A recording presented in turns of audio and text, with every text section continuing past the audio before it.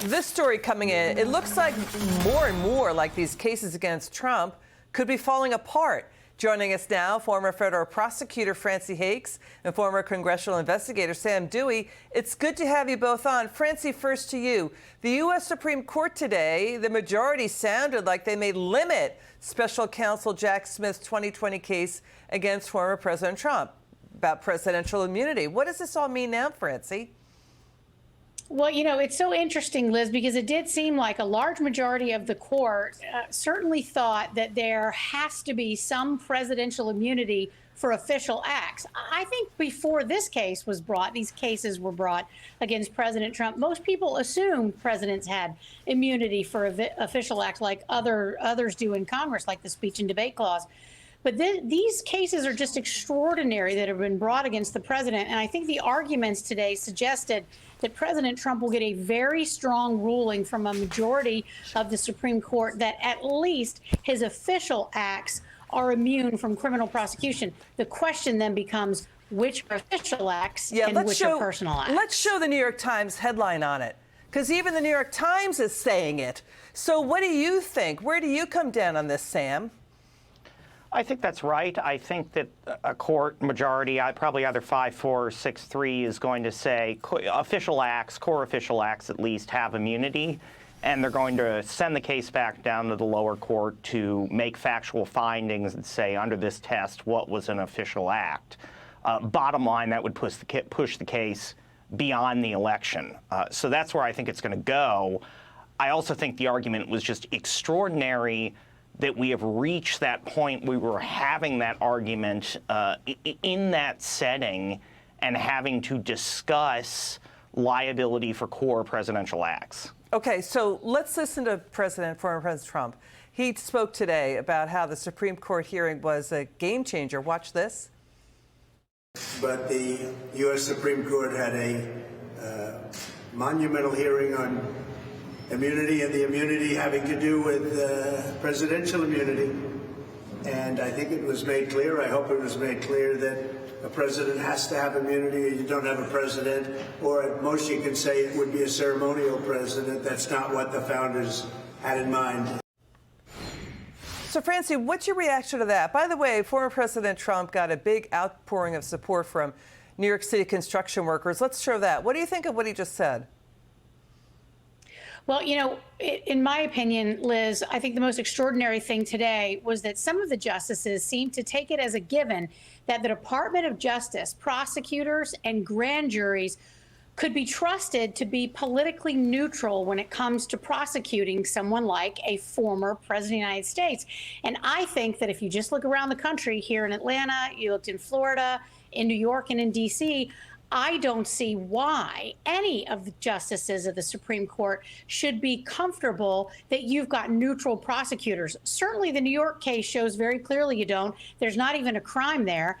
And I think the justices of the Supreme Court should really slap that down, and they should not be taken as a given that these entities are not political. You know, the Supreme Court did appear open to a middle ground on presidential immunity. Sam, that's what we heard today. What do you think? What does that mean, a middle ground?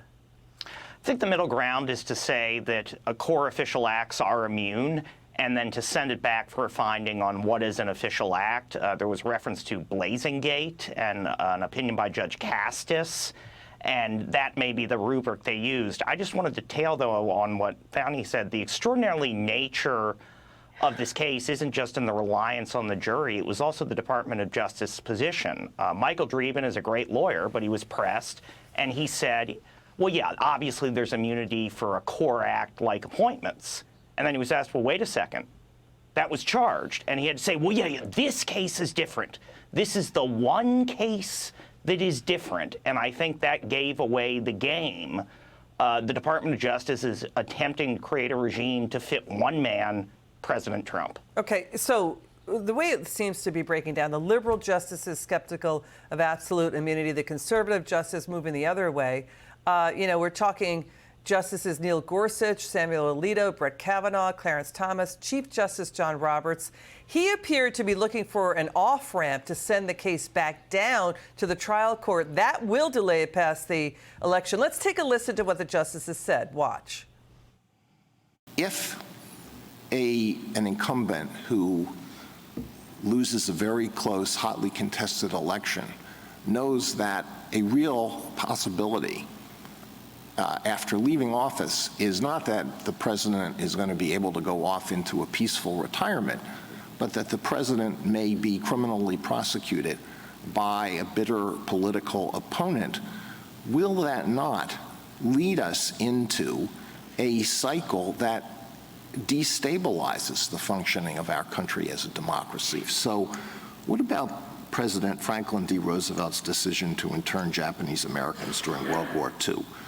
Couldn't that have been charged under 18 U.S.C. 241, conspiracy against civil rights? It seems to me there is some area you concede that an official acts that Congress cannot criminalize. And now we're just talking about the scope. Francey, take on what you just heard. Well, I agree with the justices there, and that is what happened during the argument. I think it was rather extraordinary that you had Michael Dreeben had to concede that there are some cases where the president has immunity. I think in this case, though, what's going to happen is it will get sent back down to the judge. The judge is going to have fact findings. That means witnesses and hearings, make a decision, and it'll go right back up to the Supreme Court again, where there'll be lots of disputes and more oral argument. This isn't going to trial anytime soon. Got it. Sam, wrap this up for us.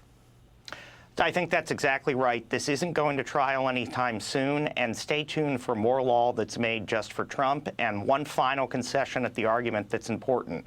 Dreeben conceded the Solicitor General was consulted and opined on the position. That means the highest levels of Biden's Justice Department, not the special counsel, weighed in to go after President Trump. So what does that mean?